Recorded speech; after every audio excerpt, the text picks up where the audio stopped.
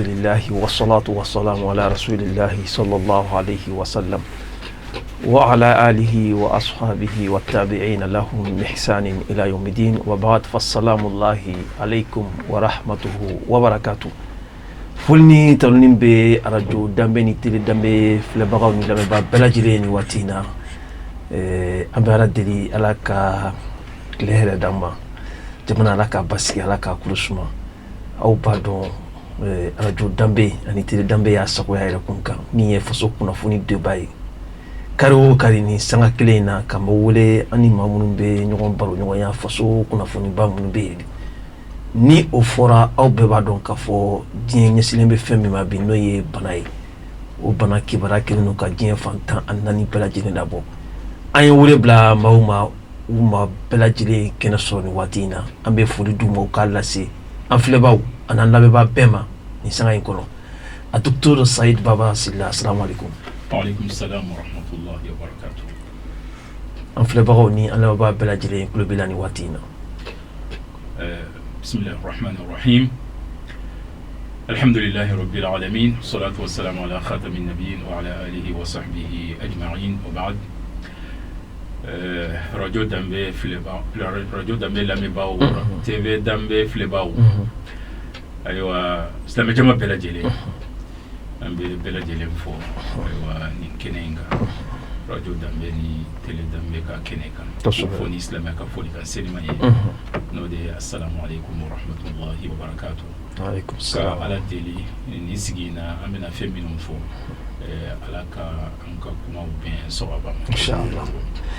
Docteur Saïd Baba Silla kɛrɛfɛ min ye professeur Sunkalo Daw i bisimila. Assalamu alaikum wa rahmatullahi wa barakatuh. Alaikum salam. Bismillahir rahmanir rahim. An b'a fɔ a waliɲuman dɔn ni baro ni kosɔn an bɛ se ka profiter ka kibaruya lase jama ma u bɛ se ka bana faamu cogo min na kosɛbɛ kosɛbɛ ko bana kunbɛn ka fisa ni bana furakɛ an bɛ yɔrɔ min na bi an dusukun kankan don an jɔrɔnen don an hakili ma sigi ayiwa fɛɛrɛ bɛ se ka tigɛ ka jamanadenw ladɔnniya ni bana kunbɛli la an bɛ don o fɛɛrɛ la an bɛ bi don min na dimanche ko ka ca baara caman kɛra farikolo sɛgɛra mais n'aw ka wele kɛra an ma ko an ka na kuma lase jama ma a diyagoya dege an ka nali o kosɔn an y'an sɛnsɛn ka na ka na dɔɔni baro jamaw ye mɔgɔw ka se ka faamuya sɔrɔ min bɛ u lakana bana ma inchallah. Assalamu alaikum. Waalaikum salam. Min ye professeur kɛrɛfɛ Sherif Mohamed Sherif Aidara ale ye CSDM ɲɛmaaba ye. Sherif i bisimila lamɛnbagaw n'an kulobaaw bɛɛ lajɛlen kulo b'i la nin waati in na. Assalamu alaikum wa rahmatullahi wa barakatuh. Waalaikum salam wa rahmatullahi. Radio Dambe lamɛnbagaw ani télévision lamɛn lajɛbagaw an b'aw bɛɛ fo ka waleɲuman dɔn aw journaliste fana minnu cɛsirilen de don ka kibaruya jɔnjɔn di diaspora ma ani minnu bɛ Mali kɔnɔ yan an b'o fo technicien minnu bɛ jabalaw kɔfɛla la minnu tɛ ye fiyewu ni wulu min tɛ an kuma kan tɛmɛ an ja tɛ se yɛlɛ télévision na an b'u fo ko waleɲuman dɔn. Awa an hakili la ma wololenw a ye faamuya sɔrɔ u la ani minnu bɛna professeur Sunkalo Daw professeur yɛrɛ bɛ mun baara kɛ i ko professeur Sunkalo Daw an kɔni b'a mɛn mais an t'a dɔn kɛrɛnkɛrɛnnenya la ka baara ye mun ye. Bon n'a fɔra professeur bɛ sɔrɔ domaine caman na kosɛbɛ hali sila min bɛ n kɛrɛfɛ an bɛ se ka fɔ professeur don mɔgɔ min bɛ kalan lase mɔgɔw ma ka denmisɛnninw kalan fana ye professeur de ye mais an fɛ médecine na n'i kɛra médecin ye circuit dɔ de bɛ yen i bɛ tɛmɛ o de fɛ ka grade sɔrɔ i n'a fɔ sɔrɔsiw bɛ jala sɔrɔ cogo min na ka kɛ caporal ye ka na kɛ sergent ye ka na kɛ capitaine ye ka kɛ commandant ye ka yɛlɛ ka taa kule na ka taa se général na donc médecine fana bɛ ten de n'i y'a daminɛ médecine na i bɛ concours de kɛ concours kɛ k'a fɔ ko i kɛra enseignant ye école de médecine na i donna université kɔnɔ i bɛ concours de kɛ hali n'i bɛ fonction publique la i bɛ concours de kɛ o concours b'a dan na de n'i y'a concours kɛ i b'a fɔ ko i kɛra maître assistant ye ayi n'i bɔra la yanni san 5 ɲɔgɔnna cɛ i bɛ se ka kɛ ka gradé ka taa ko maître de conférence n'i bɔra la i bɛ gradé ka taa ko professeur o de y'a dan y'an fɛ donc n'i y'a mɛn professeur o ye médecine générale de ye. nga professeur abe jumɛn de kan kɛrɛnkɛrɛnnenya la bon a bɛ matière bɛɛ de kan bɛɛ n'i ka professeur i bɛ se ka kɛ professeur ye chirurgie la i bɛ se ka kɛ professeur ye anatomie la i bɛ se ka kɛ professeur ye pédiatrie la i bɛ se ka kɛ professeur ye endocrino diabète ni fɛn ninnu na matière fɛn fɛn i bɛ bana sirabolo fɛn fɛn dɔn o bɛ se ka kɛ professeur ye n'a i bɛ se ka kɛ professeur en théologie et si la y'a fɔ ye cogo min na donc ne ta ye min ye ne ye professeur en maladie infectieuse an bɛ occupé banakisɛw de la i n'a fɔ pali sida coronavirus hépatite ani a fɛn ɲɔgɔnnaw tétanos ni fɛn ninnu fɛn fɛn bɛ kɛ microbe ye banakisɛ ka don mɔgɔ fara kɔnɔ ka i kɛlɛ an ka baara b'o de kan. Professeur Sunkalo Dawu i ka kuma sera coronavirus ma an kɔni y'a tɔgɔ de mɛn nin ye fɛn kura ye anw fɛ an t'a dɔn coronavirus yɛrɛ ye mun bana sugu de don i bɛ se ka mun fɔ. Coronavirus ye microbe min don a bɛ fɔ a ma ko coronavirus ninnu kodɔnnen don o kodɔnnen don a bɛ depuis 1960 coronavirus ninnu kodɔnnen don mais ni kelen ni coronavirus 19 ni kun ma kodɔn ni kodɔnna mois de décembre de kɔnɔ ale bɛ comme den kuranin de don famille kɔnɔ an ka duden bɛ mɔgɔ to a ka duden bɛ dɔn wa y'a dɔn bɛɛ bɛ a ka duden bɛɛ bɛ dɔn ni mɔgɔ min bɔra a ka du kɔnɔ ka na carré kɔnɔ u b'a fɔ ko nin bɛ bɔ a ka du kɔnɔ tiɲɛ tɛ a du kɔnɔ den bɛɛ dɔnnen don bɛɛ kodɔnnen don mais ni den kuranin nana don o dunan ye o ye dunan ye mɔgɔ t'a dɔn wa coronavirus courant 19 de covid 19 ne ye o de u ka famille ba u ka fa ba coronavirus u kodɔnnen don depuis 1960 n'aw hakili b'a la bana dɔ bɔra san dɔ la ko SRAS syndrome respiratoire aigu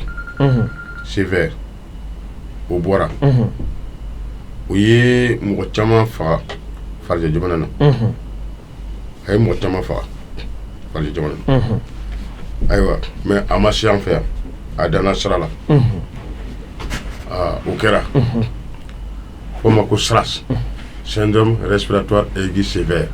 dans les années 2002-2003 kɔfɛ coronavirus wɛrɛ wulila arabu jamanaw na min fana ye tiɲɛni kɛ kosɛbɛ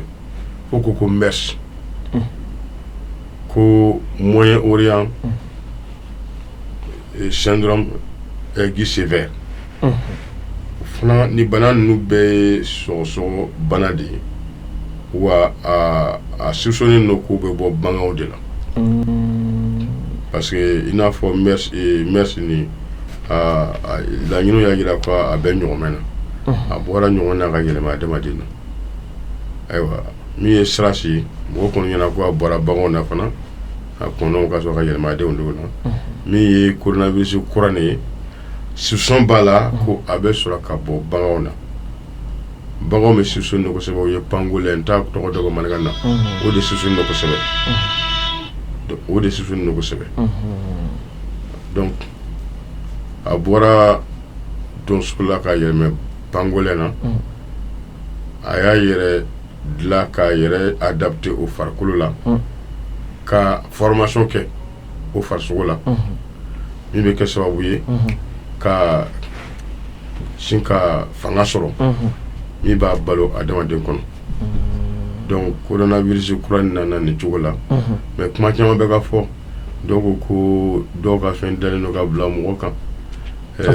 ko terrorisme fɛn de don an tɛ se k'a seereya ni tiɲɛ don ni nkalon tɛ dɔw yɛrɛ ma da la yɛrɛ kɛlɛ tɛ o yɔrɔ la o an kana o temps tɛmɛna an kana temps perdu k'a fɔ ko an b'a ɲɛɲini k'a fɔ ko ayiwa terrorisme don dɛ ninnu de y'a bila ka na dɛ a bɔra ni jamana na dɛ o temps tɛmɛna o an bɛ ɲɛsin min ma sisan bana nin bɛ kɛlɛ cogo di donc siga t'a la bana in bɛ yen bana bɛ yen siga foyi t'a la bana nin bɛ yen wa a bɛ ka tiɲɛni kɛ a ye dɔgɔtɔrɔw kɛɲɛ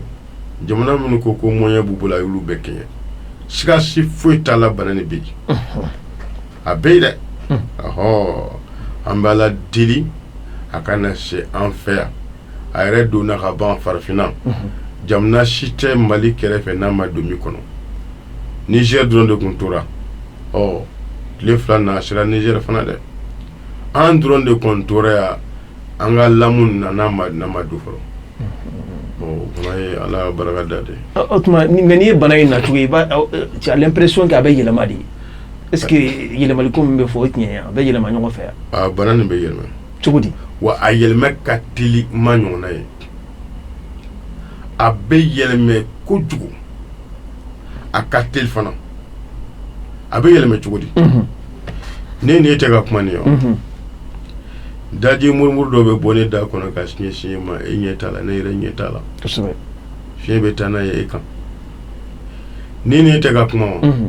ne bɛna tusu ka sɔrɔ n t'a kalama o tusu nin bɛ bɔ ni nu fiɲɛ dɔ ye o nu fiɲɛ kɔnɔ ji murmuru dɔ b'a kɔnɔ banakisɛ b'a kɔnɔ ma ko goutelette o gouttelette kelen i bɛ taa sɔrɔ microbe miliyari b'a kɔnɔ coronavirus miliyari o bɛ projeté ɲɛna ka na don e fana nun na ne tɛ ka ɲɛsin ɲɔgɔn ma distance bɛ ne ni e cɛ n'a tɛ tɛmɛ mètre kelen kan ni ne sɔgɔsɔgɔra sisan fiɲɛ ba de bɛ bɔ ne kɔnɔ ni banakisɛ caman ye des milliards et des milliards de coronavirus olu mana don e kɔnɔ ka ban i fana donna tɔn na dɛ i donna banabaatɔ ka tɔn na n'o bɔra yen an tɛ nin ye bureau kɔnɔ yan ayiwa ni coronavirus b'an tigɛ o la an magara ka micro la sa k'a lalaga an magara tabali kan an magara ka poignée kan an magara ka chaise kan an magara ka bouteille kan an magara chaise kan an bɛ nɔ tuni yɔrɔ bɛɛ la ka bana bila nin bɛɛ. hali mara objet dɔ la. ni mara excuse-moi ni mara objet dɔ la n'a bɛ i farisogo la i b'a déposer o yɔrɔ la ka tɛmɛ n'i yɛrɛ ye ni mɔgɔ wɛrɛ nana ka na maga o la k'a sɔrɔ a banakisɛ ma sa fɔlɔ i fana ye dɔ sɔrɔ a la dɛ. o ma waati min bɛ banakisɛ la a bɛ sa waati minnu na wa n'a kɛra yɔrɔ min na a bɛ se ka. a kɔni bɛ se ka l'heure 4 kɛ ten par exemple ne y'a déposer a bɛ se ka l'heure 4 kɛ ka sɔrɔ a sisan a bɛ dépend yɔrɔ de la. tuma dɔw la heure 8 tuma dɔw la heure 4 laɲiniw y'a jira k'a fɔ ko dɔw ye ɲininkali kɛ i ka ɲininkali yɛrɛ diyara n ye dɔw ye ɲininkali kɛ ko est-ce que an kan ka yugu san tuguni yan ko parce que ko a bɛ sin dɔ ka fini na yugu bɛ san foyi t'a la mun na parce que banakisɛ nin a ka mɛn fini kan o ye heure 8 de supposons que a bɛ sin dɔ jamana kɔnɔ ou bien Europe jamana kɔnɔ banabaatɔ dɔ la u y'o fini sugu ta k'u bɛ na n'a ye Afrique yanni fini ka na se yɛrɛ ka so i k'a don heure 8 bɛ tɛmɛ dɛ k'a sɔrɔ banakisɛ sara an kana jɔrɔ yɔrɔ la baasi foyi t'o la fɛn caman bɛ bɔ Europe ka na yanni a ka se yan heure 8 heure 10 tile 8 bɛ se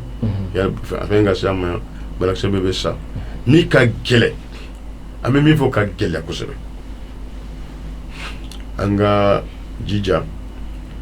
a yɛlɛmacogo fila ni fɔra ne ye k'a fɔ ko ni gɛrɛla mɔgɔ la kojugu n'a tigi tusura n'a tigi kumana n'a tigi sɔnsɔra k'a ɲɛsin ma a bɛ se ka kɛ sababu ye ka bana sɔrɔ filanan ni yɔrɔ min nɔgɔlen don banakisɛ bɛ yɔrɔ min na a mana kɛ fini ye o kɛra chaise ye o kɛra tabali ye o kɛra i ka moto poignée o a kɛra i ka volant poignée o mana kɛ yɔrɔ yɔrɔ ye sa banakisɛ bɛ o kan a ma mɛn banakisɛ ma sa fɔlɔ e fana bolo dara o kan i fana bolo ye bana sɔrɔ e mana o bolo da i ɲɛ da kan k'a don i nun kɔnɔ k'i nunkɔrɔla siɲɛ k'a bila i da la k'i da wolo nɛmu ou bien k'i ɲɛ forote n'a ye i fana donna bana tɔn na dɛ voilà bɛ sɔrɔ cogo la. docteur Sadi Baba Sila banakisɛ in an b'a dɔn a kuma bɛ diɲɛ fan caman fɛ bi e bɛ ɲinini caman kɛ yala e yɛrɛ ye mun faamuya ni banakisɛ in na. Ala k'an bɛ sababa ma. Amina rabi. Komi professeur bɔra ka kuma. Ni baara ninnu na bɛɛ lajɛlen ni a ka dɔnniya bɛɛ lajɛlen n'a ka jɔyɔrɔ. Kosɛbɛ. A y'a fɔ cogoya min na. Ale ye professeur a ka kalan janfana kosɛbɛ. Ayiwa fɛn min ye banakisɛw lahala la. An ka kalan ɲɛsinnen bɛ fan min fɛ o ye ayiwa diinɛ ka fanfɛla. Kosɛbɛ. Ayiwa diinɛ kɔni a b'a da don fɛn bɛɛ lajɛlen na. Nka o kɔrɔ tɛ k'a fɔ ni maa min ye diinɛ kalan kɛ k'a fɔ fɛn bɛɛ lajɛlen k'e bɛ se k'o jalatigɛ. O tuma nin baabu in na fana sigasi t'a la ayiwa diinɛ ka yeta dɔw b'a la diinɛ ka jɔyɔrɔw fana bɛ a la. An bɛ se ka min fɔ kuma fɔlɔ-fɔlɔ la a bɛ ka professeur ye min fɔ ko banakisɛ ko virus walima ko ayiwa k'a fɔ ko microbe nin bɛɛ lajɛlen ye Ala ka danfɛn de ye. Kosɛbɛ. A bɛɛ ye Ala ka danfɛn de ye. Komi anw adamadenw an danna cogoya min na lahala dɔ la an bɛ t'o sira de kan ayiwa banakisɛ ninnu fana bɛ ten nɔ de a bɛɛ lajɛlen ye ala ka danfɛn u ka yɛlɛma fana a bɛ Alahu subhanahu wa ta'ala ka latigɛ de kɔnɔna na ala ye sababu dɔw de bila min b'a to u fana bɛ yɛlɛma ka lahala dɔw kɛ ayiwa yɔrɔ min fana bɛ yen nɔ a bɛɛ lajɛlen fana n'a nafaw a bɛɛ lajɛlen n'a jɔyɔrɔ fɛn min ye ayiwa diɲɛ kɔnɔna na danni in kɔnɔna na waati dɔ la ayiwa ni a ko ninnu fɔra sabu ni a fɔra k'a fɔ banakisɛ kɔni anw bolo kɔni k'a fɔ ko tora gansan de don nka Alahu subhanahu wa ta'ala a tɛ foyi dan k'a fɔ k'o ye tora gansan de a bɛɛ lajɛlen fana ni a nafa o tuma na o babu in yɔrɔ sa i b'a ye ayiwa diinɛ ka limaniya bɛ na o yɔrɔ in de la ni lahala min filɛ nin ye a bɛ ka baara dɔw kɛ ayiwa i bɛ taa sɔrɔ yirikaw wajuliw ka maaw hakili jigin i bɛ taa sɔrɔ ma baara min kɛ banakisɛ b'o baara kɛ cogo di kosɛbɛ kɛ a daminɛ fɔlɔ adamaden ka yala n'a ka kafa yɛrɛ b'a dɔn sisan an bɛ se k'a fɔ n'i ye adamadenya ka histoire lajɛ waati tɛ yen nɔ k'a fɔ adamadenya yɛrɛ dalen bɛ a yɛrɛ la k'a fɔ k'a bɛ se ko la ale de bɛ ayiwa univers dugukolo in ani sanfɛla ale de b'a bɛɛ lajɛlen maîtriser ka tɛmɛ sisan kan kosɛbɛ domaine bɛɛ lajɛlen dɔnni warala an bolo k'a fɔ sisan kɔni anw de ye maître an bɛ fɛn bɛɛ lajɛlen maîtriser nka nin ko in nana ayiwa bɛɛ lajɛlen nana dɔn maa min kalannen tɛ k'a fɔ ja adamaden ka fanga yɛrɛ ko dan yɛrɛ de b'a la a tɛ taa yɔrɔ jan yɛrɛ a filɛ k'a fɔ cogoya min na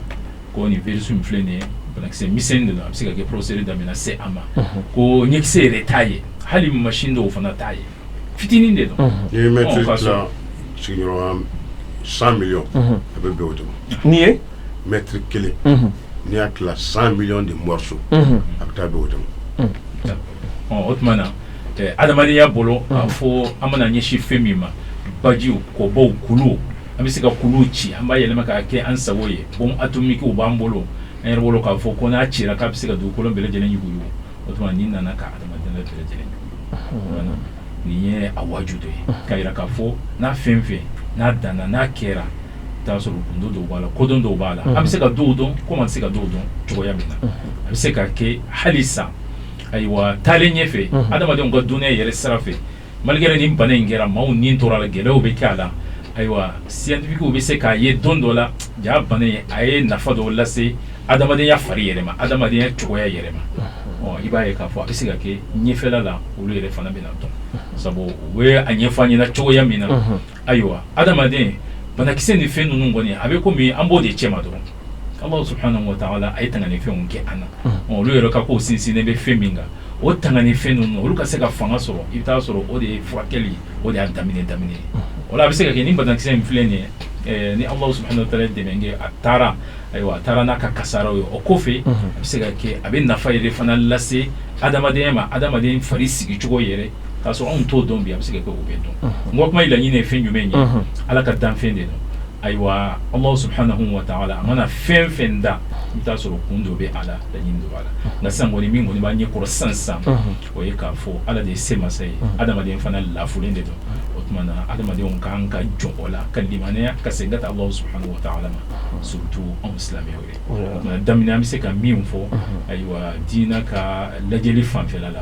o de ye nin ala k'an bɛ sɔn a ma. docteur silamɛya y'a sabati k'a fɔ bana bɛ yɛlɛma wa. o babu ni donna la kosɛbɛ silamɛya y'a sabati k'a fɔ bala bɛ yɛlɛma ni Allah subhanahu wa ta'ala ka diɲɛ voilà o tuma na kuma in nin de don alakira sallallahu alaihi wasallam a ka kumakanw na ani lahala minnu kɛra a tile la olu y'o sabati siga tɛ fɛn min na n'i y'a ye k'a fɔ bɛ nin ɲininkali kɛ sabu a bɛ se ka kɛ koleje dɔw bɛ yen nɔ n'a nana ayiwa n'a ma fɔ ka walawala ka faamuya maa bɛ se ka faamuya dɔ sɔrɔ la min jɛngɛnen de don alakira sallallahu alaihi wasallam ka kumakan dɔ bɛ yen nɔ k'a fɔ ko la adwa wala tira k'a fɔ ko ayiwa bana yɛlɛma tɛ yen nɔ fɛn min ye tɛrɛ tɛ yen nɔ nka dɔnnibaw ye nin walawalali alakira ka kumakan sallallahu alaihi wasallam n'a fɔra i b'a ta o tuma na k'a suma a ka kumakan wɛrɛ minnu na minnu bɛ a walawala o kɔni kuma ye fɛn jumɛn ye a kɔrɔ ye fɛn jumɛn ye k'a fɔ ayiwa jahiliya waati a kan bɛ jahiliya ma maa ni bi ka ko jate ala ko la e tɛ ala ko jate ka kow la o bɛ se ka kɛ hali sisan a bɛ se ka kɛ i t'a sɔrɔ scientifique dɔ bɛ yen nɔ ale bolo ala sen tɛ foyi la o tuma na ale ka hakilina y'o ye o tuma na ale kɔni bolo bana yɛlɛmali kɔni o tumana o ye bana yɛrɛ de ka se ye foyi ninnu t'a la o tumana k'o kuma ye o de tɛ tiɲɛ a bɛ kɛ ni Alahu subhanahu wa ta'ala ala ka latigɛw de o de kan i bɛ taa sɔrɔ ala bɛ sababu bila komi dɔgɔtɔrɔ filɛ k'a fɔ cogoya min na i bɛ taa sɔrɔ o bana kelen in ayiwa a kisɛw a bɛ sina ka cɛrin ka da dɔ kan o bɛ tɛmɛ n'a yɛrɛ a tɛ foyi k'a la k'a sɔrɔ i bɛ taa sɔrɔ dɔ wɛrɛ bɛ yen nɔ n'a magara ale la ka ban a bɛ taa n'a ye o tumana k'a fɔ k'o bɛ kɛ Alahu subhanahu wa ta'ala ala ka latigɛw kɔnɔna de la o de kama ala kira sallallahu alaihi wasallam a ka kumakan min ni o nana n'o sahara a bɛ ka ayiwa ladili ɲɛsin nin bana lahala ninnu ma komi a bɛ adamadenw sɔrɔ cogoya min na a bɛ baganw fana sɔrɔ a ka kumakan dɔ bɛ yen nɔ ko la yuridu mumridun ala musih o kuma in kɔrɔ ye fɛn jumɛn ye a ko ni maa min e ka baganw ɲamɛ wɛrɛ b'i bolo walima ba wɛrɛ b'i bolo walima saga wɛrɛ b'i bolo walima misi wɛrɛ b'i bolo bana donna a la bana minnu n'a bɛ yɛlɛma komi olu donnen don cogoya min na bagantigiw yɛrɛ fɛ o tuma ko n'o b'i ka baganw na k'i ka n'i ka baganw gɛn ka taa dɔn maa wɛrɛ ka baganw ka bana tɛ minnu na o tuma a y'a fɔ nin cogoya in na ka yira k'a fɔ bana in minnu bɛ yɛlɛma ni ala ka latigɛ ye kolonso ɲɔgɔn na o bɛ se ka kɛ sababu ye a bɛ yɛlɛma o tuma na ni lasili min filɛ nin ye dɔnnibagaw y'o de ta n'a nana taalen ɲɛfɛ ala kira sallallahu alaihi wasallam a yɛrɛ ye an bɛ se k'a fɔ a ye bilasiraliba min kɛ n'o kɛra lasili ye silamɛya tariku la o ye baara kɛ ni o ye ayiwa fo ka na se sisan ma halisa baara bɛ kɛ ni o ye ayiwa hali n'a sɔrɔ adamadenya ye ayiwa fɛɛrɛ wɛrɛ sɔrɔ k'o fara a kan n'o ye a ka kumakan min bɛ yen nɔ komi o fana ye dama kisa de ye arajo kuma ni a waatiw de ye a ka kumakan min n'a ko ayiwa bana minnu filɛ nin ye a y'a fɔ ka da bana dɔ de kan a fana ye fiɲɛ bana dɔ ye n'o ye taawun la faransɛ u b'a fɔ peste ou bien tɔgɔ minnu b'a la o tuma na komi a suguyaw tɛ kelen ye a y'o de fɔ a ko nin bana in n'a y'a mɛn k'a fɔ ko a bɛ yɔrɔ dɔ la ko aw kana taa ye mun de la mun ko sɔn aw kana yɛrɛ bila bana cɛ ma bana min n'a bɛ yɛlɛma k'aw kana taa yen a ko nka ni a bɔra yɔrɔ min na k'a sɔrɔ aw bɛ yen nɔ k'a kana bɔ yen k'a fɔ ko tuma na k'a bɛ boli ka taa bana ɲɛ siran ye kama bana ɲɛ siran ye kama o tuma a ka to a nɔ la o yɛrɛ b'a dɔn nin filɛ lasili min ye ayiwa hali sisan min bɛ yen nɔ diɲɛ kɔnɔ bana minnu tɛmɛna walima hali sisan fɛn min ye quarantaine ninnu ani confinement ninnu i t'a sɔrɔ a caman lasili bɛ segin ka taa nin lahala ninnu ma komi o bana fiɲɛ bana ninnu tɛ kelen ye o tuma na kɛnɛ dungalaw bɛ se ka faamuyali kɛ k'a fɔ misiri dɔw bɛ yen nɔ o ka ɲi nin na o ma ɲi nin na o tuma na nin ko in bɛɛ lajɛlen laɲini ye fɛn jumɛn ye k'a fɔ ayiwa bana yɛlɛma ni Alahu subhanahu wa ta'ala ka latigɛ ye k'a fɔ k'a bɛ tiɲɛ yɛrɛ de la o tuma na nin baabu ye o ka faamuya maa kana ani k'a fɔ limanɛya n dalen bɛ ala la ayiwa n dalen bɛ latigɛ la n wakalilen bɛ Alahu subhanahu wa ta'ala kan k'a fɔ n'i y'o fɔ ka ban k'o kɔrɔ ye u bɛ fɛn fɛn fɔ ayiwa ko bana in nana a bɛ yɛlɛma a bɛ taa ten nɔ ko bɛɛ lajɛlen ye kalo ye o ye kuma jɛngɛnen de ye o tuma na i bɛ limanɛ ni nin bɛɛ lajɛlen ye k'a fɔ fɛn bɛɛ lajɛlen ala ka danfɛn de a bɛ ala sagoya de la ka limanɛ k'a fɔ ala ka latigɛw fana o de bɛ boli o tuma na ka tila k'i wakali kɛ o kɔfɛ fana k'a dɔn nin fana ye sababu de ye o tuma sababu tɔ ninnu bɛ cogoya min na o lahala kelen de don ni kungo y'i minɛ ayiwa mun ko sɔn kungo in ka taa i bɛ mun de kɛ i bɛ dumuni de kɛ o tuma olu bɛɛ lajɛlen ye ko minnu ni Alahu subhanahu wa ta'ala y'o dulon ɲɔgɔn na o tuma fo ko ka faamuya ayiwa nin cogoya in na o de ye silamɛya ka yeta ye sabu nin baabu in a tɛ k'a fɔ komi fɛn kuraw de don a lahala dɔw tɛmɛna hali n'a y'a sɔrɔ professeur y'a fɔ cogoya min na i bɛ taa sɔrɔ nin covid 19 min filɛ nin ye o lahala kelen yɛrɛ o ɲɔgɔnna ma tɛmɛ i bɛ taa sɔrɔ bana wɛrɛw fana tɛmɛna o de kama silamɛya tariku kɔnɔna na an tɛna kuma jɛn silamɛya tariku kɔnɔna na dɔnnibagaw nana minnu ye kitabuw bɔ ayiwa fiɲɛ bana ninnu kan o n'a ɲɔgɔnna ninnu minnu sisan komi ko in wulila maaw y'u jate minnu n'u bɔra silamɛya ka tariku kɔnɔna na a bɛ komi san 1000 ani san 400 nin kɔnɔna de la ayiwa kitabu min yɛrɛ ni yɛrɛ ye o lisiw yɛrɛ ye dɔnnibaga tɛmɛnenw ye min kɛ a bɛ taa kitabu 24 a bɛɛ lajɛlen bɛ bana lahalaw diinɛ ye fɛn minnu fɔ ka kuma o kan a fɔlɔfɔlɔ ayiwa k'a daminɛ kabini hijira san 271 o ka ca ni san 1000 ibn abi dunya ka kitabu bɛ yen nɔ donc ko minnu bɛ yen silamɛya y'u lasiliw bila mɔgɔ bɛ segin ka taa o ma cogoya min na ayiwa diinɛ hukumu kɔnɔna na ala k'an bɛ sɔrɔ amina rabi Sherif Mohamed Sherif banako in an ye kɔlɔsili kɛ e fana ye wulikajɔ caman k'a la yala i bɛ se ka mun fɔ lamɛnbagaw n'a filɛbagaw ye banako in yɛrɛ ta fan na eniche jawara min galla en diaspora ne bi kuma conseil supérieur de la diaspora malienne ani société civile tokola ne di premier secrétaire chargé de l'immigration et de migration au sein de la société civile nta forum bamana kanna bi yafa fana deli en la me bago wane ye bago wane bamana kan gene mbate mais hakila se ka fam et banani damina Chine ande diaspora de wula folfol ani tombi bi amba fuma ko ala kama ton ande wuli kan kambla ka wari fara nyon kan kabla ka tawon e banani mbora yin chuti banani sentala o katama wa dona mogo de kono kase Italie wo do borana Italie kana sera e France go itino wa do de borana yen kase Abu Dhabi utara sare misiri konai do ya ta katana ya Abu Dhabi godo do borna ya Abu Dhabi katana Jeddah kata Makka kata Madina o ba ira ka foko banani abi transfert ba foko professeur ya futuga men bi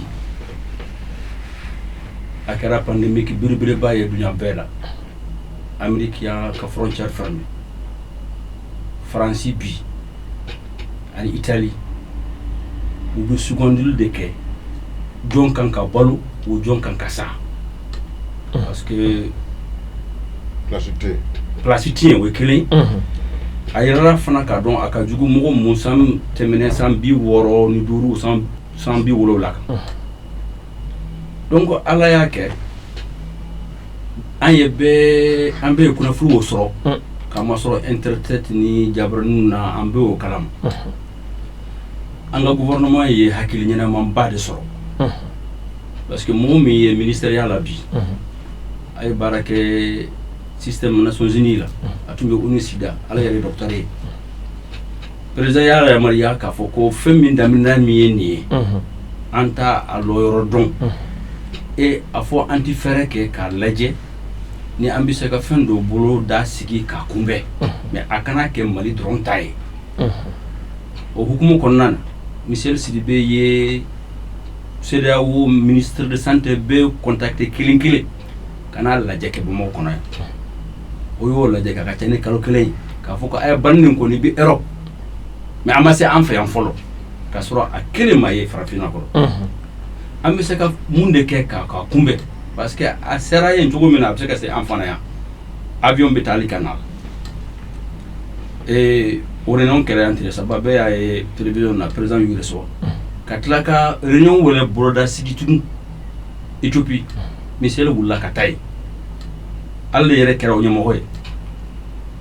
alors ou ya donc afoko abisuma OMS Organisation mondiale de la santé ko de s'attendre au pire ta forbo monaka ta ba mo ko jawo ko sigi ka don ni fin dugma bab c'est la sama l'Afrique de s'attendre au pire ama nyama kala fode ko l'Afrique de s'attendre au pire ayo don ça veut dire que ulu numu suka barani kumbo professeur ya fotuga mina ambe suko kumbe chokodi ka sababu ke anga sigi jowo anga la hala chugo mais ango na mafe mi fam dina mogomo aw ba don ka fo quoi asera jamana fem bi Mali frontière la femi yake abisel est-ce que amasa en faya déjà o ekelen mina do la ka wala aflana e muna amma misru no betugu kamutu misru ka misru ni église betugu ika do misiri tuguli ati ko iba foko abina bana ni lalo de misiri la kale fana ata ira ka foko abina ban ni gense mais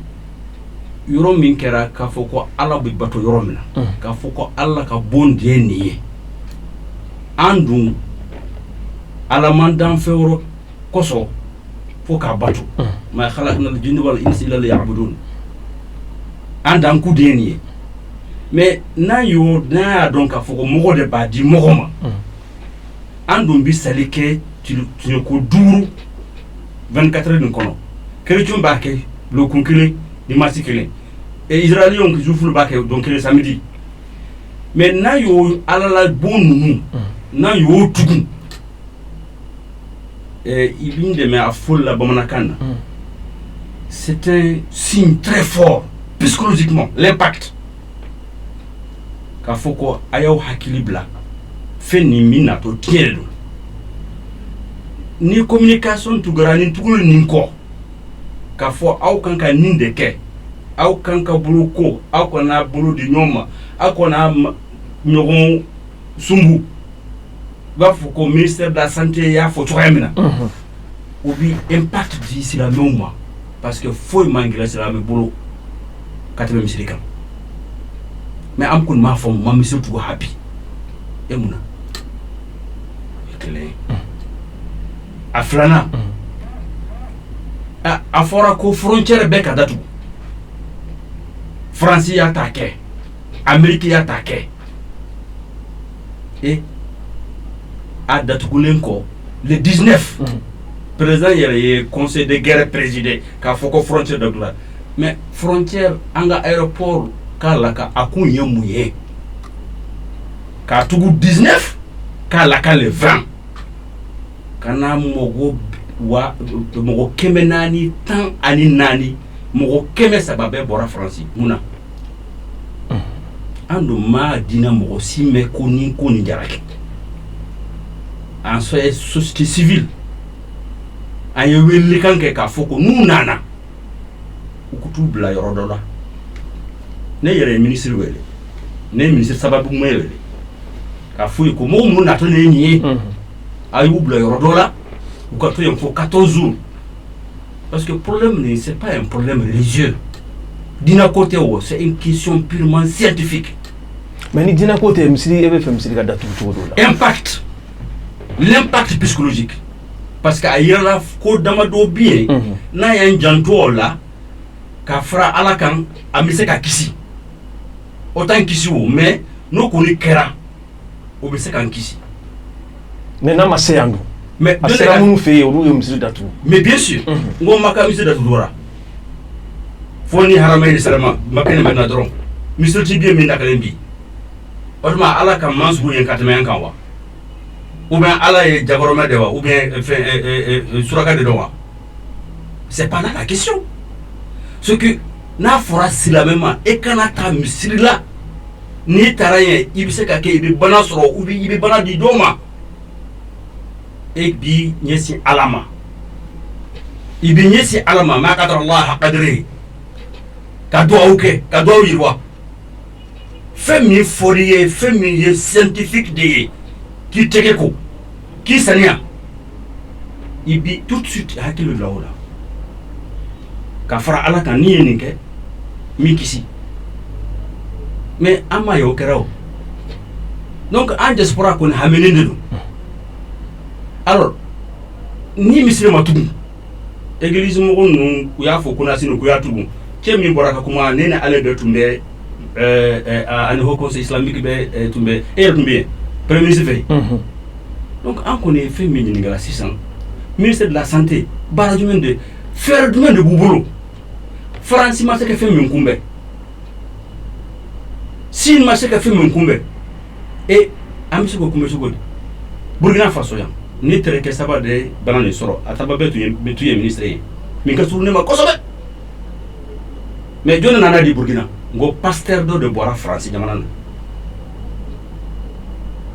on en a dit mais pasteur minanadi alhamdulillah aujourd'hui ala ko kala ne o mebi o ba ira ka fuko ibise ka banane mine ibise ka kele afana mais na sera Burkina fiche do sur asigir asenam a diram assistance ba di docteur ma min kala exactement Burkina Faso donc an ko ne ba fa ka mi fe mi fo anga diram ne mo woyi ka fo malien be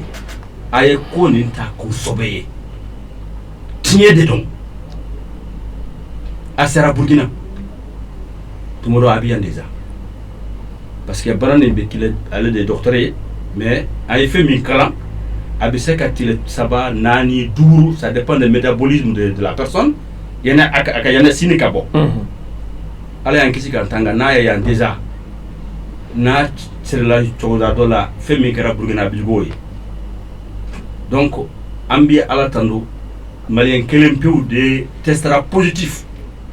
France kum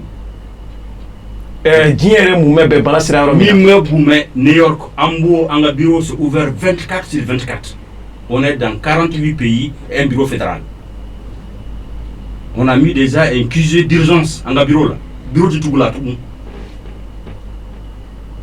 Alhamdulillah ube ye anye ladeka munduma an ladeka munduruma ye uyo lame anya fuye fana ukana boyen kana ya ukatoy ba foko ustaja foto yamle bana ni kare mayoro mene ekatoy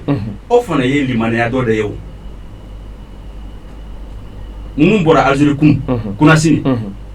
187 anya fo ube kamara maison d'accueil faut il est en duro ka donc sini be mina o sini te mina bon ambo la bo au gouvernement bina avion mumé femme rola 300 personnes ka bo par kanaya o ma dianye fou amadia malisi mosiye o serne be minya ba fu jawara o serne non ka fo ho conseil islamique ya ay musil da tugu parce que nous ya fo ho conseil islamique ya musil da tugu ho conseil islamique ba fo ka offre élection la lo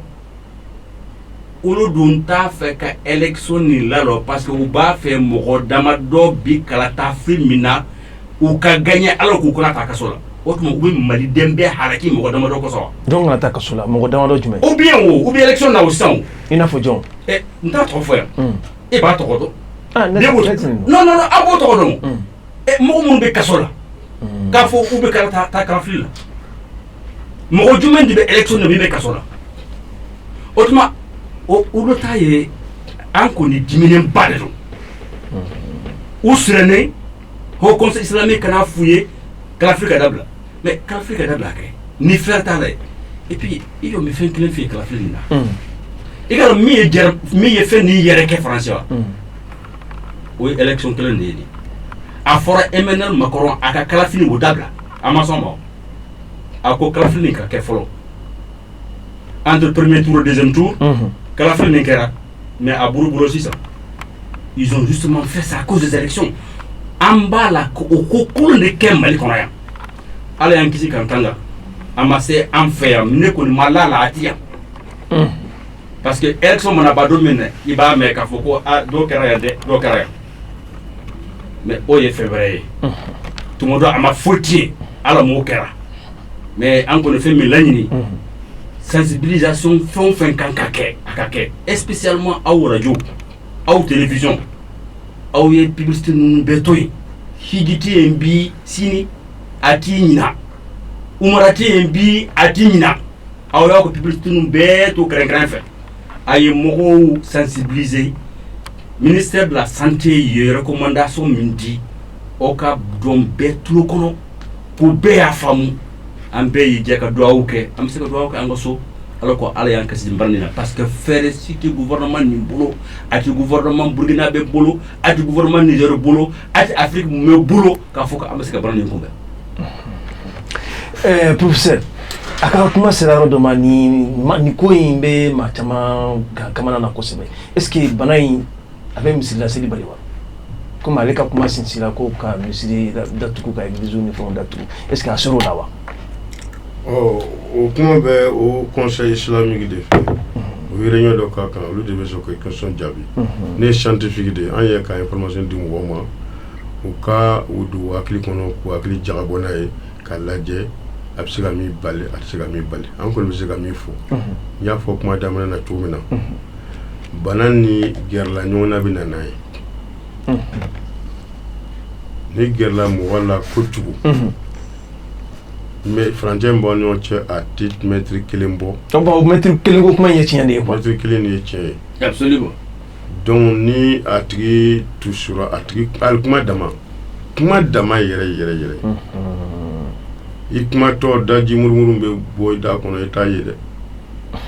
e bɛ dɔw ye i tɛ dɔw ye i bɛ dɔw bɛ fo dɔw daji bɛ kan o ye i ɲɛ bɛ min na o daji dɔw bɛ i ɲɛ t'a ye o daji muru bɛ sirisiri dɛ u gouttelette kelen dɛ i bɛ taa sɔrɔ coronavirus miliyari b'a kɔnɔ. mais i bɛ se k'a dɔn tile joli ɲɔgɔn kɔnɔ n'a ye mɔgɔ minɛ ko a b'a la.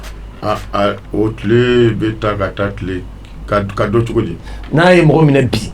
a bɛ se ka manifester tile hakɛya joli kɔnɔ. d'accord n y'a faamu sisan. laɲiniw y'a jira k'a fɔ ko période d'incubation ye ka taa tile 1 ka taa bila tile 14. période d'incubation kɔrɔ bana donna farisogo kɔnɔ don min na ani bana yɛrɛ bɛ wuli don min na an b'a fɔ o de ma tubabukan na ko période d'incubation an ka dɔgɔtɔrɔw fɛ. donc bana bɛ taa ka taa tile 1 ka taa bila tile 14 na mɔgɔ farikolo tɛ kelen ye. a bɛ se ka dɔ minɛ bi sini bana bɛ wuli a la. a bɛ se dɔ minɛ bi sinikɛnɛ bana bɛ wuli a la. a bɛ se ka dɔ minɛ bi fo dɔgɔkun kelen bana bɛ wuli a la. a bɛ se ka dɔ minɛ bi fo tile 14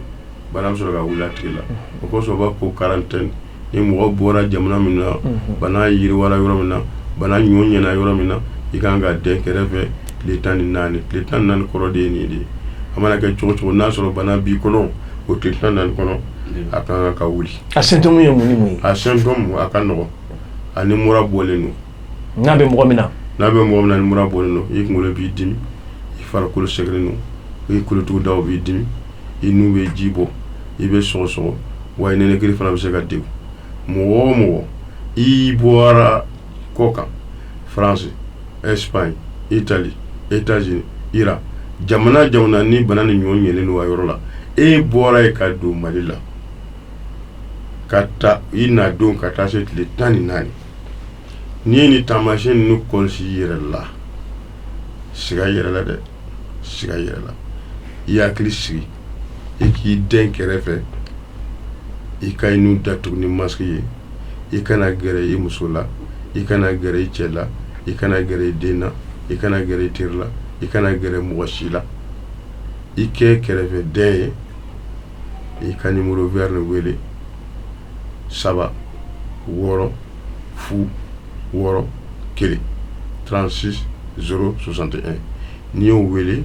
i b'a f'u ye ne kɔni bɔra Espagne ne bɔra France ne bɔra nin yɔrɔ in na a tɛ tɛmɛ tile 14 kan awa ne filɛ nin ye ka sɔgɔsɔgɔ dɛ ne filɛ nin mura bɛ n na dɛ ni ji bɛ ka bɔ dɛ nɛnɛkiri degelen don dɛ a ye n bilasira o b'i ɲininka sisan ɲininkali dɔw bɛ k'i la n'a sɔrɔ bana nin a bɔra coronavirus fɛ mɔgɔw bɛ na ka na i nuji ni dajiw ta jolita ko tɛ olu bɛ ta ka don boîte dɔ kɔnɔ u bɛ boli ka yɛlɛ n'a ye ka taa lajɛ ni coronavirus don a bɛ f'u ɲɛna ko coronavirus yera i la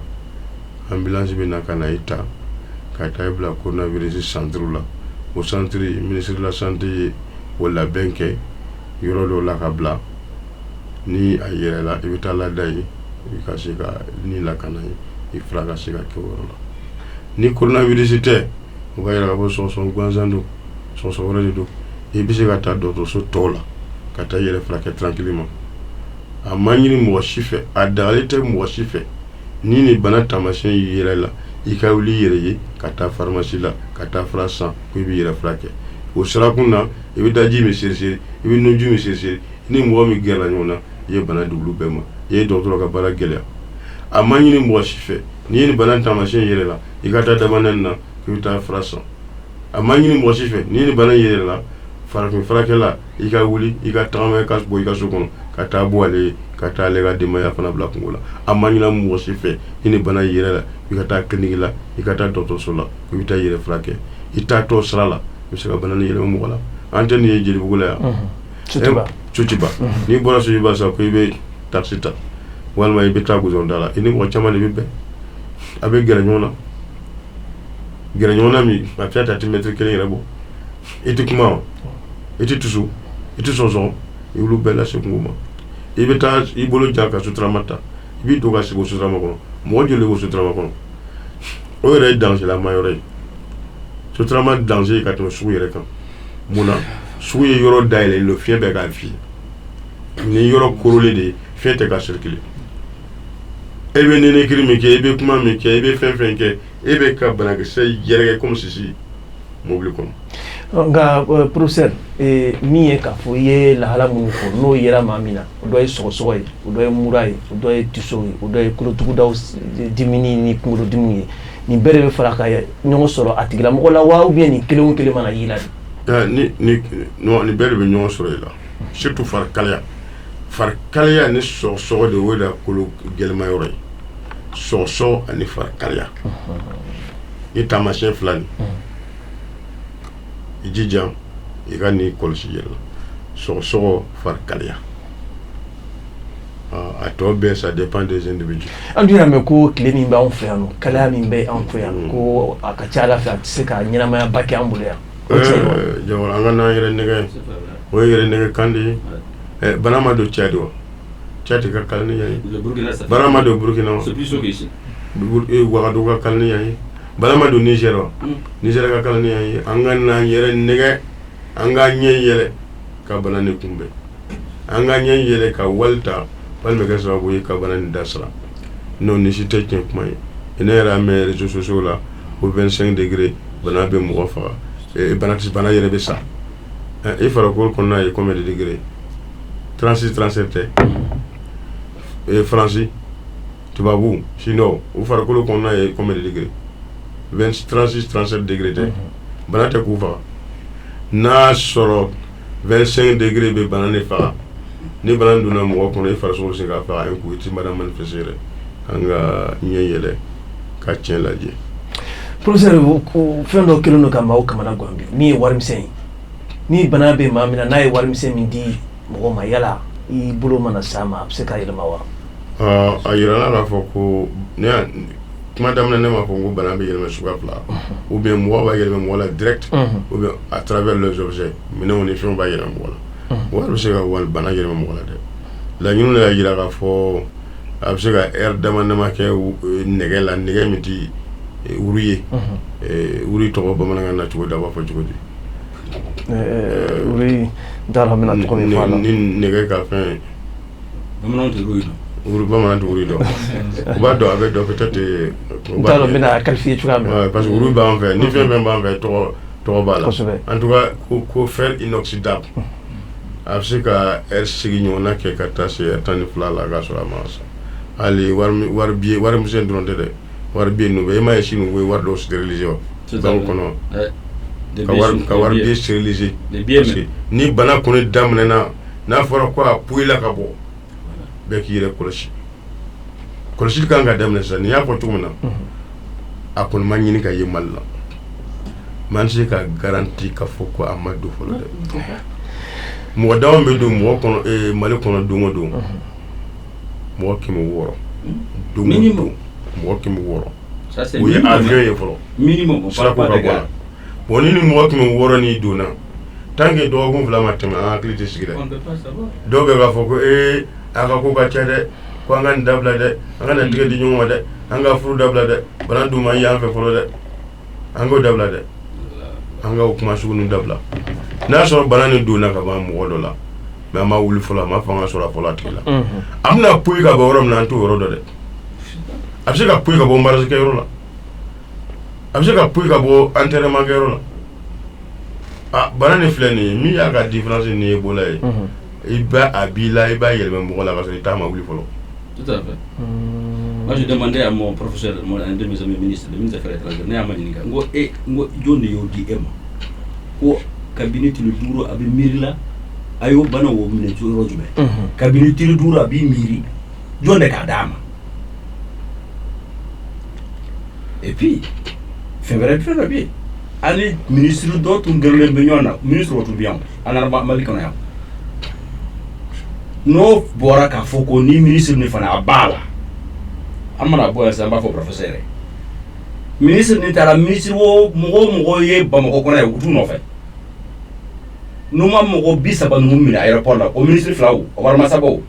u ko t'u nɔfɛ u t'u bila quarantaine na. Docteur Saïd Baba Sila. Ayiwa Ustaz Jawara an y'a dɔn sikasi t'a la fan dɔw bɛ yen nɔ wajibi de don anw b'an da don o la kosɛbɛ fɛn min ye Aidara diasporaw tɔgɔ la kosɛbɛ hakɛ b'u bolo u ka siran nin ko in na n ko sɔn a ka ta sɛbɛ la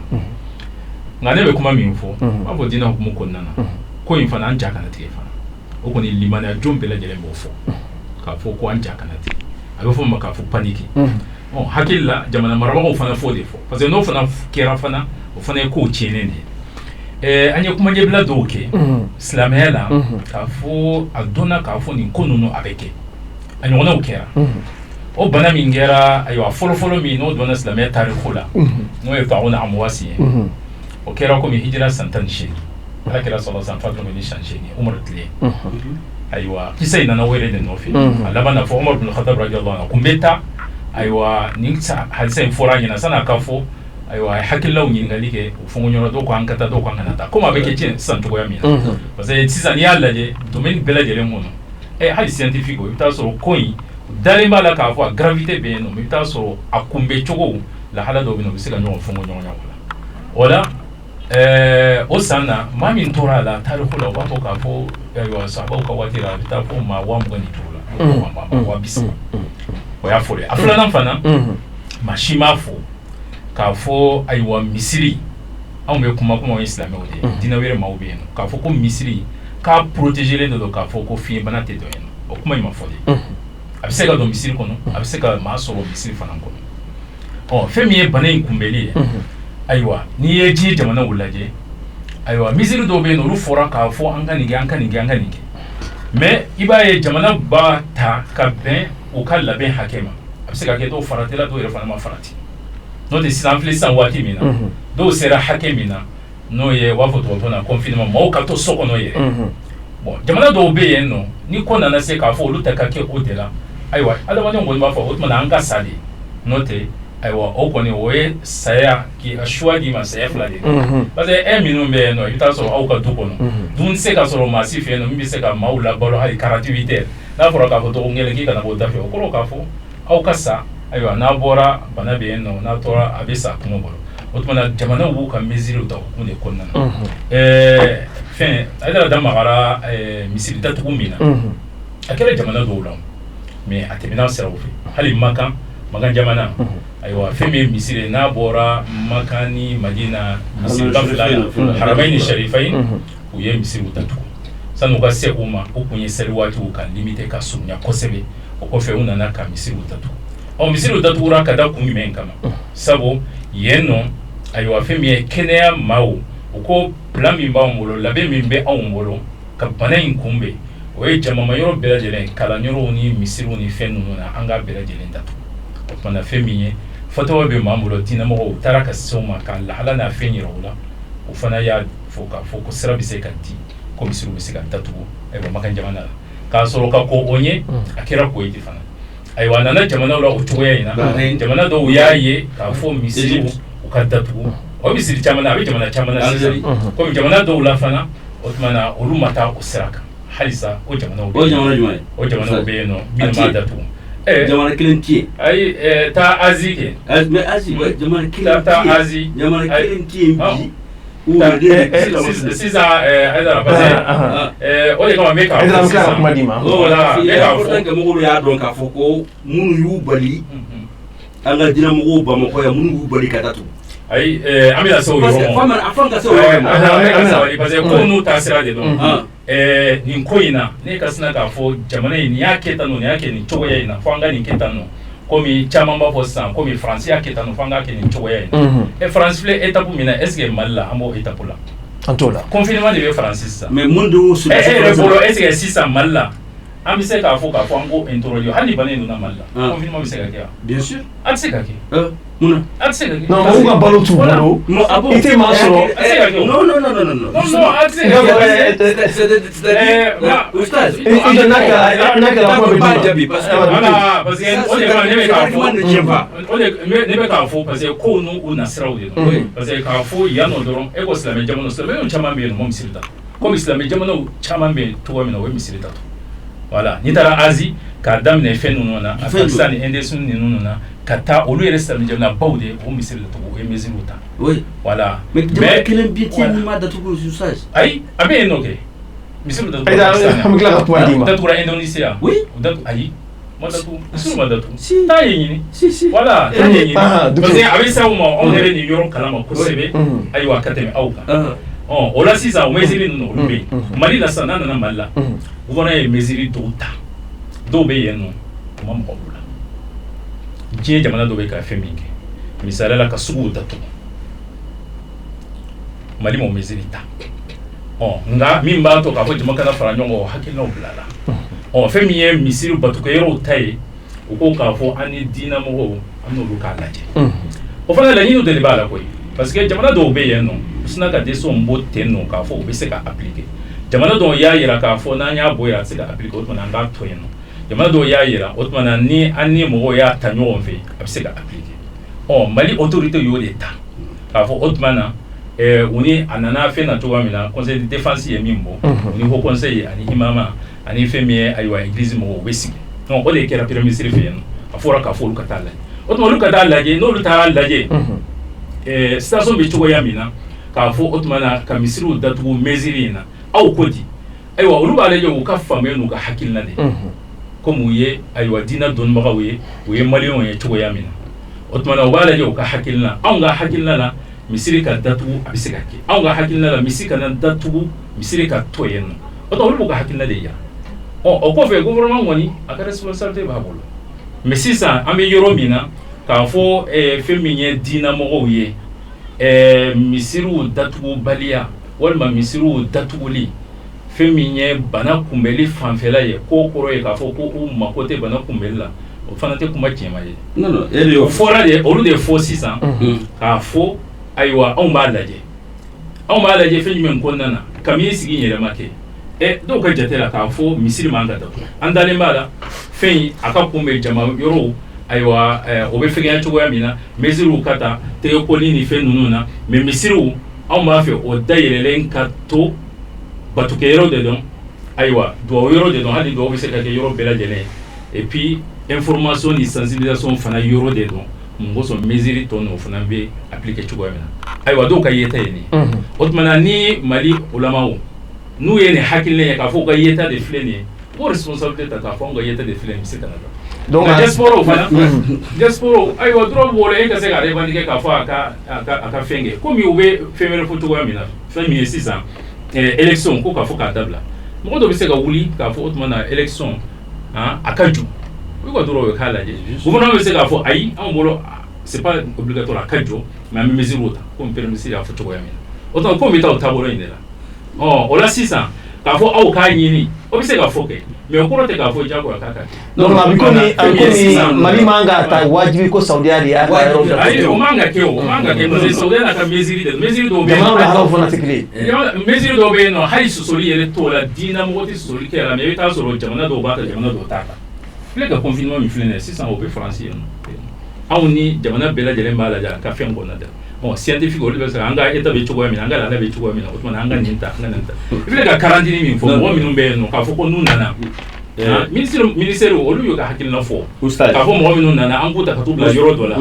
ebe ka mesiri minum fo ka fo ka respecter le problème ka fo ya ira ka fo go tesere le problème Chérif Mohamed Chérif Aïdara est-ce que dans malabi na fera ko malion ka to so no client be ki ga balo sarabla ma cité bo kenema yala c'est pas la bonne question. Et ma question est bon, parce que non, c'est la question. Parce que femme mimbi anga dina silamea femme. Odia gela mayoroy. Et je vais dire ça en français, il va fourner pour traduire ça en bambara. Pour comprendre les liens entre l'islam et le pouvoir, il faut dénider les nègres. Ta forum bamanakan Arabie Saoudite royaume de l'Ousseka décision minta ani Bahreïn ni Abu Dhabi ni Dubaï ni Égypte ou ka relation ou ka ulama ou te anu ko kotabulo ni alla je Mali kono ya Côte d'Ivoire Burkina pratiquement à beta pour clé. Mais il faut anga ulama ou fenkelen famu ni konina. C'est pas une question religieuse. Dinoko kumate nié. c'est un problème purement scientifique. On est docteur Banana, habitat ministre de la hôpital de là. À Flabé. Non.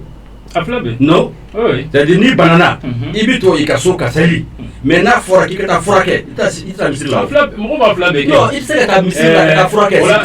non, attends. Monsieur là. Non, il faut qu'on se comprenne. Parce que à Fora. Équilibre quand il fait nous. Non, équilibre tu n'as. Équilibre non, c'est obligatoire. Non. Parce que non, pas du tout. Quand faut dina ko faut ite nina malo be non. Non. Et quand choix c'est pas une question de soi, c'est une question de survie de la nation. Non, c'est pas une question de soi. Mais la nation c'est quoi? C'est les hommes. C'est vous, c'est moi et tout le monde. Allez, on est donc. Mais oui, donc c'est pas une question religieuse. Coronavirus a dit c'est un don, a dit Gosora don, a dit Alimou don. Adi Kafridon. C'est la citoyen. D'accord, donc même ça pour le problème avec les Limanéens. Non, parce que quand les Limanéens, c'est autant coronavirus il fait Migakaki. Non, voilà. Justement, non. Ce n'est pas une question. On fera parmi les mesures à prendre. Allez, Angleterre, non. Quand on a besoin d'électronique à 4K, quand il y a 40%, on a anticorps là. Oui, mais Hakina côté. Voilà, au pire, c'est pas une discussion. Mais Arabie Saoudite ni Mali. Oui. nous o ka dina ko ni fanga ko be cogo min o tɛ kelen ye dɛ olu de olu bolo yen nɔ fanga de bɛ dina baara bɛɛ lajɛlen kɛ an bɛɛ sa cogo ye kelen ayi mais maraw tɛ kelen ye o maraw ko tɛ c'est olu ka jamana ko silamɛ jamana de n'a fɔra jamana de bɛ misiriw gérer un seul facteur justement n'a sera un seul facteur a bɛ se ka bana nin jɛnsɛn misiri min c'est-à-dire responsabilité bɛ mɔgɔ min na jamana nin kɔnɔ o de ye ministère de la santé c'est pas le ministère de l'affaires religieuses ministère de la santé ni ministère de la santé k'a fɔ ko a ye bana nin filɛ nin a kunbɛ cogo de nin ni de kan ka kɛ pour que ala y'an kisi n'a sɔrɔla misiri ni église a bɛ se ka jɛnsɛn o yɔrɔ la ye mun de kan ka kɛ attends parce que a bɛ fɛn min ɲini sisan maka y'a datugu madina y'a datugu o y'an ka référence ye Iran y'a datugu fɛn min kɛra sɔgɔmada in na Irak n ko sisan ni a fɔ k'a fɔ ko mɔgɔw kana taa ziyara kɛ dɔw wulila k'a fɔ ko n'o ko du ziyara kan k'u ka taa ziyara kɛ fɔɲɔgɔnko o tɛ b'a la mais Ala subahana wa taala y'a fɔ an ye a y'a fakar zakar tera ga kuma ga jawara eto tu comprends non ito anga ko problem na ngo ante se ka so dine ni ko misiri ko kuma doni ba o ka kuma non ante na so mima de ante na so mima ka fɔ ko an y'a to fo a ka se an fɛ yan fɔlɔ bana ka to jamana kɔnɔ fɔlɔ yana ka datu a ko bɛ cogo de ma ne b'a fɛ ka min fɔ o yɔrɔ in na parce que sisan o de kama n ko n'i ma fɛn dɔ taabolo faamuya a bɛ sɔn ka ɲami i bolo o jamana ninnu u ka diinɛ bɛ taa sira min na ani fana bɛ taa sira o bɛ yen mais o bɛ bana kelen de ye sisan n y'a dɔn bana ye kelen de ye u kun bɛ cogo tɛ kelen ye o kun bɛ cogo de ye olu bolo yen fɛ sisan par exemple jamana min ye royaume ye ni roi ko tan nɔ a banna de nin ko in a bɛ kɛ a banna ensemble se k'a fɛ manifestation tɛ yen nɔ foyi tɛ yen nɔ e bɛ ka kuma min fɔ yen nɔ Arabie Saoudite k'a fɔ ministère y'a fɔ a ka kɛ nin cogoya in na e tɛ se ka na sigi radio la k'a fɔ jamais a tɛ se ka jamanaw cogoya tɛ kelen o de mana sisan Mali ministère sisan o de bɛ ko in ta mais n'u de ko diinɛmɔgɔw aw ko di diinɛmɔgɔw b'u ta de fɔ ne y'a sɔrɔ e bolo k'a fɔ ne e ko k'a fɔ o man ka diinɛmɔgɔw ɲininka donc e bolo gouvernement kan ka décider ka bɔ misiri ninnu datugu e b'o de fɔra ayi o y'u ka responsabilité de n'o y'u ka responsabilité de gouvernement m'a fɔ a ka datugu aw diinɛmɔgɔw aw t'a fɔ a ka datugu o de ye nin ye ayi o tɛ nin ye o Aïda est-ce que misiri datuguli tɛna se ka kɛ fitina wɛrɛ ye jamana non ne kuma daminɛ na n y'a fɔ sisan ne y'a fɔ n ka kuma daminɛ na ni duwawu b'a kɛ bana nin kana se jamana ma non i tɛ tɔgɔ ɲini bangaɲɔgɔn na ni duwawu de b'a kɛ a tɛ se jamana ma i b'a sɔrɔ a ma se Maka Très bien. Non, laisse-moi, doit faire ce qu'il il a droit au rêve. Non, non, doit faire bien, doit être changé. En bon fond, non, à bon fond, alors, maintenant, il faut faire faux parce que le logiciel commence à se dans ma tête. D'accord. Et alors, ni doit ou de don, à qui c'est Romo. Nebenasa, non, n'a pas un problème scientifique. À contacter tout les béquets. Abi Sinois ministre Abi si la Kemina, Makakem le Troemna. Ani Abi Flakem le Troemna. Obé sur la clé. N'est-ce pas? N'a fort de mobi dans la Jéromina. Obi sensi Yirwa. Ni mo kelen sera la bec à son. Mouni Kanake. N'a fort de Jamana fait Mali Konana. Niger Yataso. Burkina Yataso. Algérie Yataso. Mauritanie Yataso. Sénégal Yataso. Olu sola misiri de kɔnɔ. Mais non, an tɛ se ka fa sɔrɔ misiri de kɔnɔ. Mais ne bɛ se ka fɛn fila min fɔ. Mot min bɔra ka na di Burkina, c'est un prêtre. Bon, janvier, je vais finir. Faut min kɛra Sénégal. Non, sila, il faut qu'on écoute. Rapidement, pour que les gens comprennent. Non, on n'est pas là pour recevoir des leçons théologiques. On est là pour que les gens nous comprennent. D'accord? Alors, au Sénégal, à Sarlatouli, mon agent Sénégal. Mon magal de Keratouba. Non, attends, janvier. Mon rôle de la Keratouba.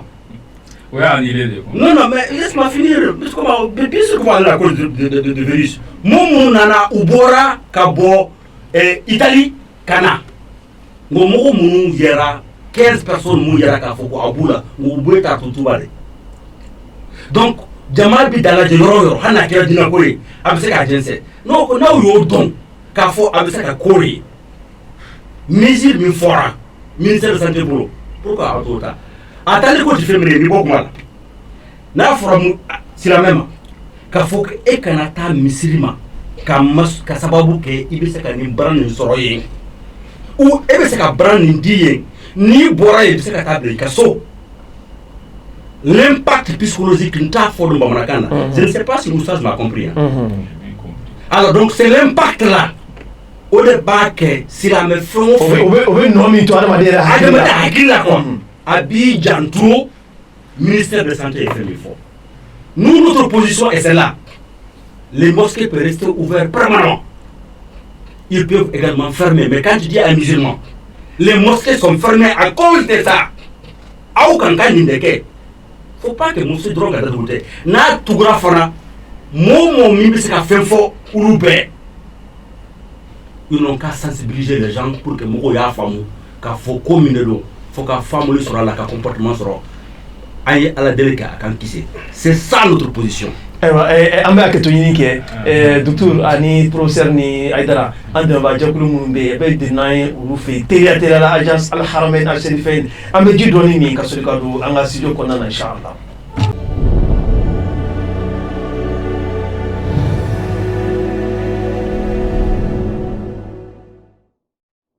Docteur Ritme ka faire le fond. Ne kuma fɛ ka min fɔ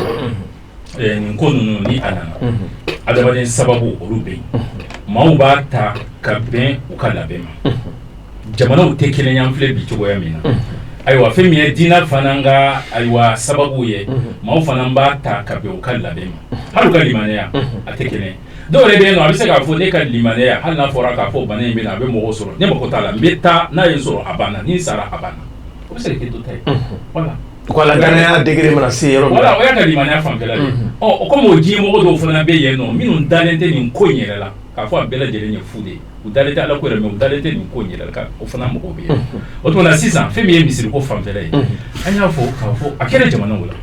ayiwa jamana minnu bɛ yen nɔ ni olu ka ko bɛ sinsin diinɛko kan diinɛmɔgɔw sigira u ko gɛlɛya bɛ cogoya min na a y'a yɛlɛ na cogoya min misiriw bɛ se ka datugu o jamanaw bɛ yen jamana dɔw bɛ yen nɔ olu yɛrɛ ma diinɛmɔgɔw yɛrɛ ɲininka chrétiens tɛ silamɛw tɛ u taara ka t'u datugu jamana dɔw bɛ yen nɔ olu ye diinɛmɔgɔw ɲininka u ye hakilina wɛrɛ fɔ u ɲɛna u tɛmɛna o sira fɛ sisan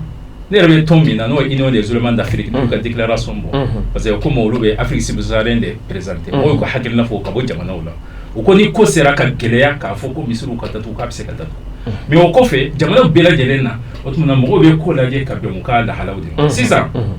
an filɛ Mali kɔnɔ ayiwa gouvernement ye sira min ta k'a fɔ fɛn min ye batukɛyɔrɔw o tuma na diina mɔgɔw o ka gɛrɛ olu la u y'a fɔ ni hakilina min ye olu yɛrɛ b'o dɔn laɲini ye mun sɔn ko bɛ ɲɛ cogo min na n'o tɛ o don bɛɛ lajɛlen na président bɛ se ka décret bɔ o tuma na a ɲana u bolo a ma ɲɛ u bolo o bɛ kɛ komi ko caman yɛrɛ décret taara ma a ma ɲininka yɛrɛ a laban na ko taara dafiri ye bon sisan u y'a laɲini k'a fɔ sisan o caman Mali ka problème e ɲɛ t'o la dɛ Mali ka problème kabini a daminɛ na voilà caman siɲɛ na voilà pandémie parce que gouvernement y'a ye k'a fɔ nin ko Ebola ni coronavirus ni gouvernement y'a ye Mali gouvernement y'a ye o ye Mali gouvernement u ka choix de n'u ka fɛ k'a fɔ sisan ani diinɛ mɔgɔw anw k'a lajɛ peut-être secteur wɛrɛw bɛ yen nɔ u bɛ se k'a fɔ an n'olu fana ka lajɛ n'o ye suko ni fɛn minnu ye n'u ko u k'a lajɛ ni ci nana olu ma o tuma olu fana b'a lajɛ k'a fɔ anw ka hakilina ye nin de ye o tuma fɛn min ye haut conseil o de bɛ silamɛw représenter olu ka ayiwa jɛkulu fana kɔnɔna na o ye ulamaw ye ayiwa u sigira k'a fɔ nin ko ye an k'a lajɛ u bɔra ni hakilina min ye sini u b'o de haut conseil ma k'a fɔ anw ka hakilina de filɛ nin ye o fana bɛ di gouvernement o tuma ko bɛ gouvernement bolo o tuma ko bɛ taa nin taacogo in de la mais k'a fɔ e ka gouvernement de la ka ban aw y'a di gouvernement ma parce que an bɔra ko sini a bɛ se gouvernement ma a ma di gouvernement ma mais aw min filɛ nin ye o y'o ka hakilina de yira sani u ka ko bɛ taa taabolo min na parce que k'a fɔ sisan e yɛrɛ bɛ ka ko min fɔ hali n'a sɔrɔ k'a fɔ ko scientifique de don aw ka jamanaw jɔjɔlen bɛ cogoya min na jamana wɛrɛw ayiwa ni kow bɛ kɛ a bɛ taa ni a siraw de ye mais k'a fɔ mɔgɔ kelen ka wuli dɔrɔn k'a fɔ nin ko in hali ulamaw yɛrɛ la a bɛ se ka kɛ ne jɔyɔrɔ bɛ ne la ne b'a fɔ k'a fɔ wa misiri ka datugu mais jama ko k'a fɔ a kana datugu ou bien ne k'a fɔ k'a fɔ non misiri ka jama fɔ o tuma an bɛ taa o sira de fɛ olu b'u ka hakilina fɔ k'a yira a y'a ɲininka anw ka hakilina de filɛ nin ye donc c'est fini o tuma o kɔni ko b'a normal de donc ne y'a faamu aw t'a fɔ misiri ka datugu mais aw b'aw hakilina tan de yira ayi a bɛ se ka kɛ o kɔnɔna na u duuru kɔni t'a fɔ misiri ka datugu tɛ mais u b'a fɛ ka fɛn min fɔ o hakilina ta de ye nin ye donc u b'a fɔ gouvernement ma gouvernement ka décision ta Ora y'a ɲininka aw ka jɔyɔrɔ ye fɛn jumɛn ye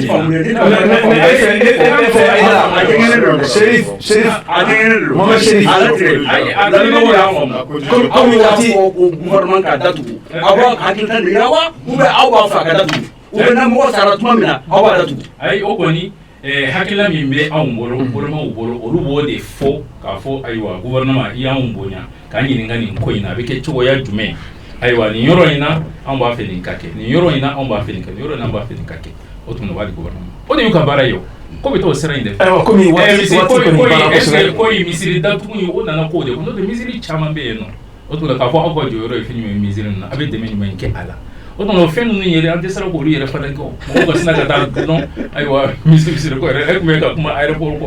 ayiwa sugu kɔ e tun bɛ ka kuma élection kan e tun bɛ ka kuma ayiwa fɛn min y'an dɔnnen bɛ ɲɔgɔn na sotarama ni bisu ni fɛn a caman de bɛ yen nɔ o mako bɛ bɛɛ lajɛlen ka ɲɔgɔn dɛmɛ o tuma o ko ninnu o bɛɛ lajɛlen bɛ yen nɔ maa kana taa dɔn k'a fɔ ayiwa misiri datugu c'est l'impact psychologique psychologique in yɛrɛ mɔgɔ bɛ nɔrɔ o de la k'a fɔ misiri kana datugu minnu b'a fɛ a ka datugu dɛ ne de ka avis fɔ yan nɔ dɛ minnu b'a fɛ a kana datugu olu bɛ nɔrɔ o yɛrɛ de la parce que misiri de kan ka kɛ yɔrɔ ye mɔgɔw ka sɛmɛ o la ni information min bɛ tɛmɛ a ka tɛmɛ o sira fɛ o tuma na o tigiw mɔgɔ la b'o sinsin o yɛrɛ de kan e b'a fɛ k'a fɔ min sababu min b'a to ko k'a datugu de mɔgɔ min b'a fɛ a kana datugu ale ka sinsin yɔrɔ ye o yɛrɛ de ni kuma na gɛlɛya cogo o cogo o tuma misiri ka to yen nɔ min b'ale sɔrɔ ale b'a ka ko minɛ misiri la a b'a ta misiri la a b'a lase misiri fana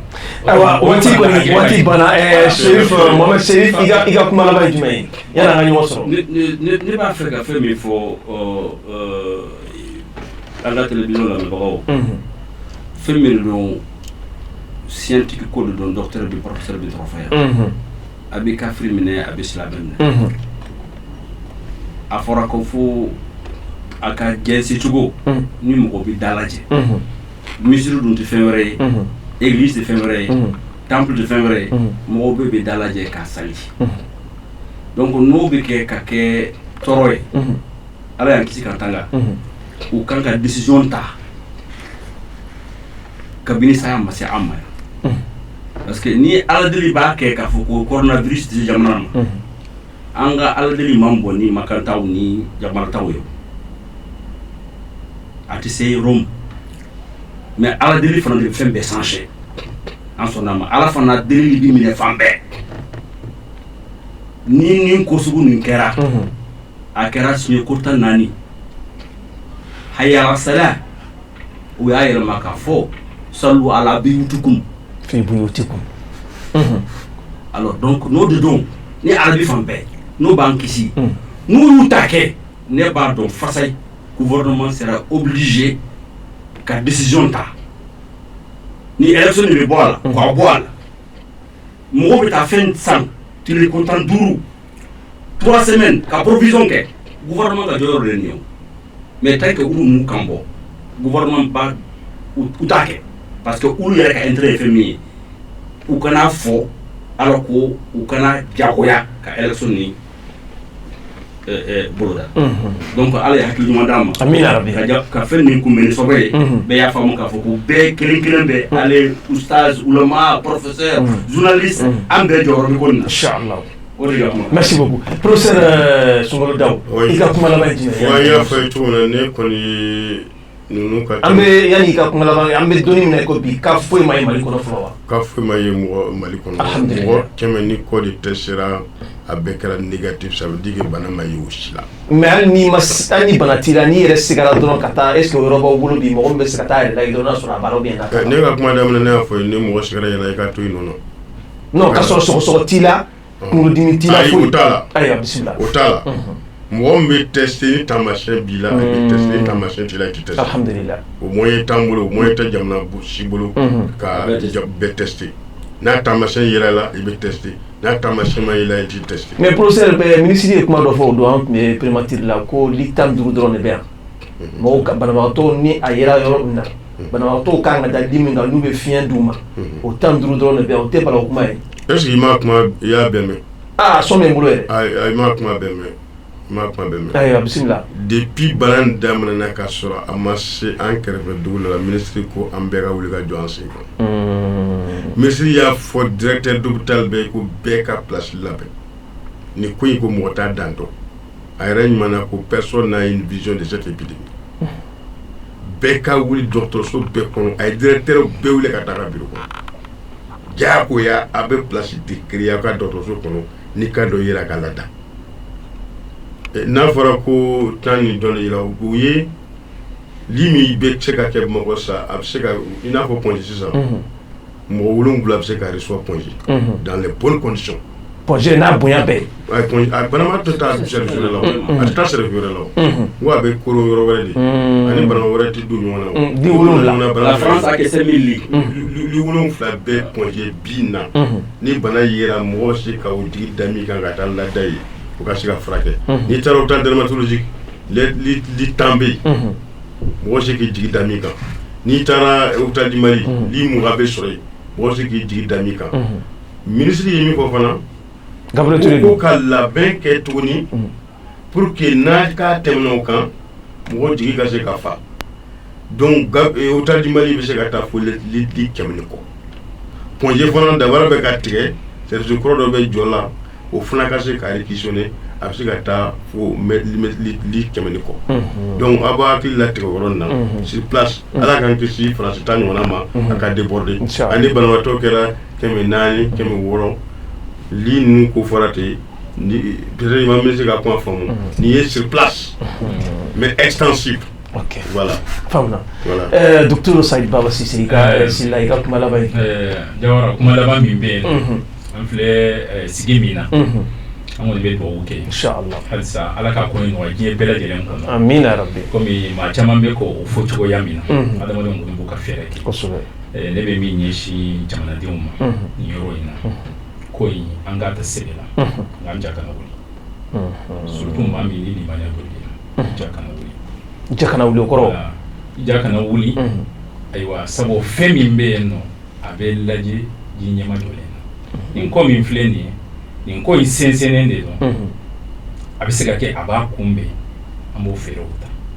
nka n'a kɛra ayiwa bana kibaruya fɔra ka ban k'a fɔ komi nin ye diɲɛ wuli de ye nka n ka fɛn bɛɛ lajɛlen bila ka fɛn bɛɛ lajɛlen kari o de ye jawuli ye k'i jigilatigɛ ka kɛ komi limaniya yɛrɛ jɔyɔrɔ t'a la o tuma na an ja kana wuli nka fɛn an ka ta ni sɛbɛ ye